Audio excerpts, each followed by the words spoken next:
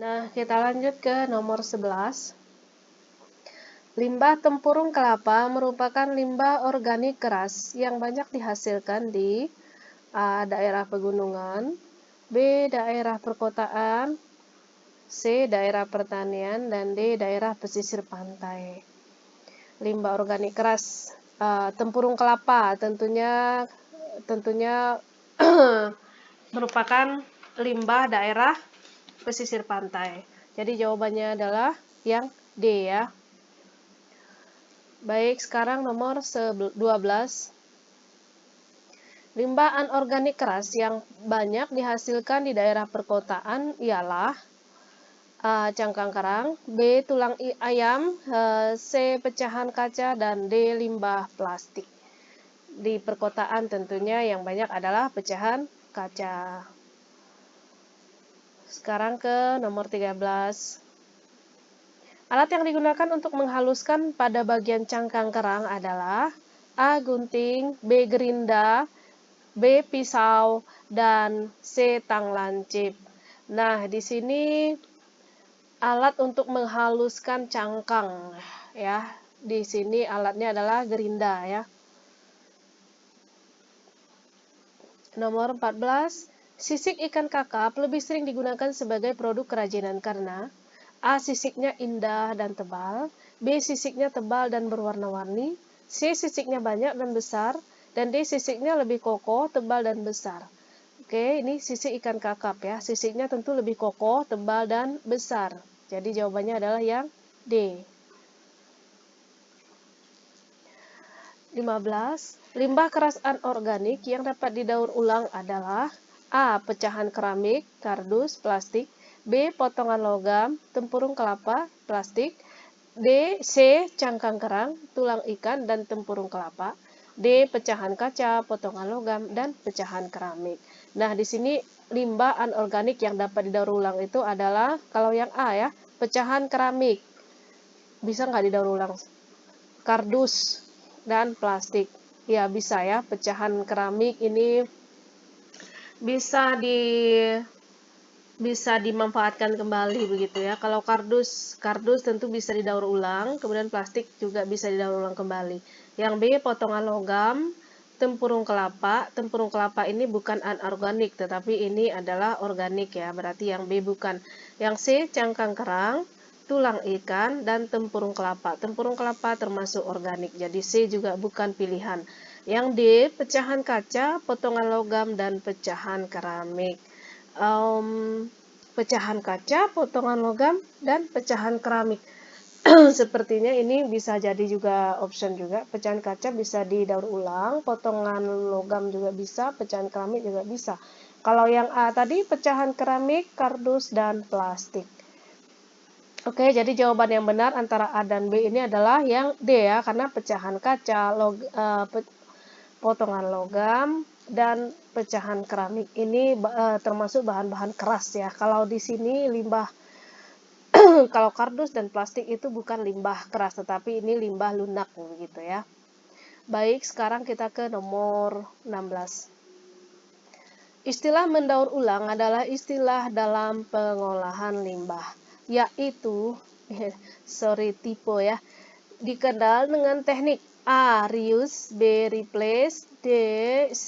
Reduce, dan D. Recycle. Istilah mendaur ulang itu termasuk dengan recycle ya.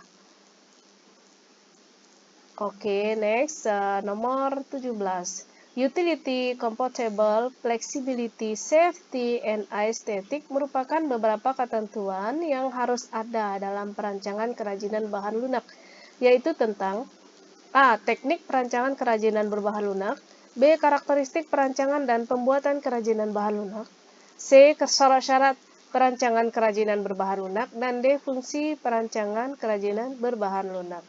Baik, ini di sini utility, compatible, flexibility, safety, and estetik ini termasuk ke dalam syarat-syarat perancangan kerajinan berbahan lunak.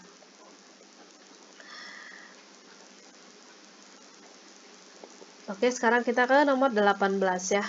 Satu, meningkatkan nilai jual. Yang kedua, melindungi produk. Ketiga, memudahkan penggunaan produk. Keempat, memperindah produk. Nah, yang keempat ini adalah fungsi dari A. Kemasan, B. Plastik, C. Styrofoam, dan D. Kotak. Meningkatkan nilai jual, melindungi, memudahkan, memperindah. Ini tentunya termasuk adalah fungsi kemasan. Jadi jawabannya adalah yang A ya. Baik, sekarang kita ke 20 nomor berapa lagi? Nomor 19 ya tadi ya. Sorry, ditekan ini. Sekarang kita ke nomor 19. Nah, berdasarkan gambar tersebut, bahan dan alat yang digunakan dalam membuat kemasan tersebut adalah, nah ini adalah salah satu contoh ya, contoh karya yang bisa dibuat oleh peserta didik di rumah.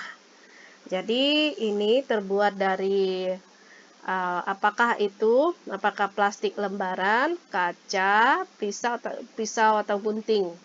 Yang B, kertas karton, kaca, pisau atau gunting. Yang C, plastik lembaran, mika atau gunting atau cutter. Kemudian yang terakhir adalah kertas karton, mika, gunting. Nah, atau cutter ya. Nah, di sini kita lihat bahan dasarnya ini agak keras ya. Jadi ini tentunya dari kertas karton duluan. Kertas karton, kemudian dilapisi dengan mika.